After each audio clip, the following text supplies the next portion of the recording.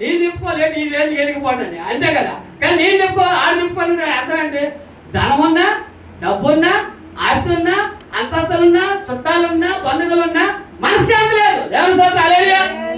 అది లేదండి. అది ఎక్కడ ఉన్నది? దేవుడి దగ్గర ఉన్నది.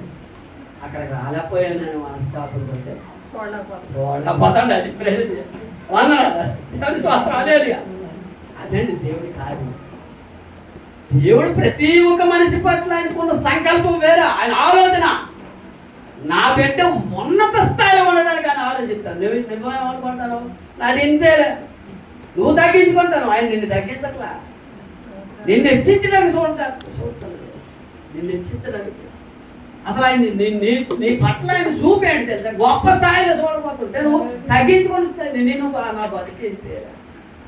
అసలు ఆయనేంటి, నువ్వేంటి, నీ ఆలోచన ఏంటి, ఆయన ఆలోచన ఏంటి, ఆయన దయా సంకల్పం ఏంటి, ఆయన ఉద్దేశంగా ఏ ఉద్దేశం కలిగి దేవుడు నా పట్ల ఆయన నా పట్ల ఏ ప్రణాళిక కలిగి ఉన్నాడని నువ్వు ఏ రోజైనా నువ్వు ఆలోచన చేసావా? ఆలోచన చేస్తే అక్కడే నీకు విడుదల ఉన్నది. దేవుని స్తోత్రం హల్లెలూయా. ఎక్కడ విడుదల ఉన్నది? అదే ప్లేస్ లో విడుదల ఉన్నది. నువ్వు స్వస్థత కోరుతున్నావా?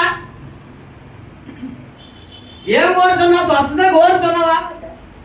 అలా అడగడం కారణం ఏంటి? మనవాడికి ఇంకా 38 సంవత్సరాలు అయిపోయింది, ఆయన ఇంకా పడుకుందామని చూస్తాడు కావాలని ఆ డౌట్ అండ్ క్లారిఫికేషన్ చేసుకున్నాడు దేవుడు. దేవుని స్తోత్రం హల్లెలూయా. ఇంక పడుకుందాం అనుకుంటానా ఏంటో అనుకుంటాను. హల్లెలూయా.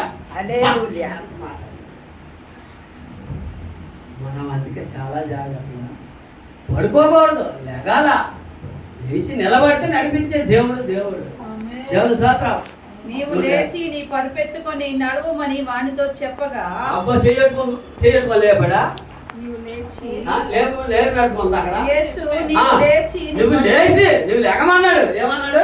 నువ్వు లేచి నీ పరుపెత్తుకొని నడువుమని వానితో చెప్పగా నువ్వు లేచి నీ పరుపెత్తుకొని లేకమని వానితో చెప్పగా వెంటనే వాడు స్వస్థత నుండి తన పరుపెత్తుకొని నడిచెను. తన పరుపెత్తుకొని వెళ్ళిపోయాడు. దేవుని స్తోత్రం హల్లెలూయా. అంత అద్భుతం. ఇప్పుడు శక్తి ఎక్కడ ఉన్నది? దేవుని వాక్కులోనే శక్తి ఉన్నది. దేవుని స్తోత్రం హల్లెలూయా. దేవుని మాటలోనే శక్తి ఉన్నదండి. దిక్కుమని లేచినటువంటి పేతురు యోహాను ప్రార్థన చేసినప్పుడు ఏమైనా ఉన్నది? మోస చెయ్యగల ఆయన దిక్కుమని లేచాను అని ఉందన్నమాట. అంటే ఆయన మాటకు అంత శక్తి ఉన్నది. దేవుని మహిమ కలిగిన గాక.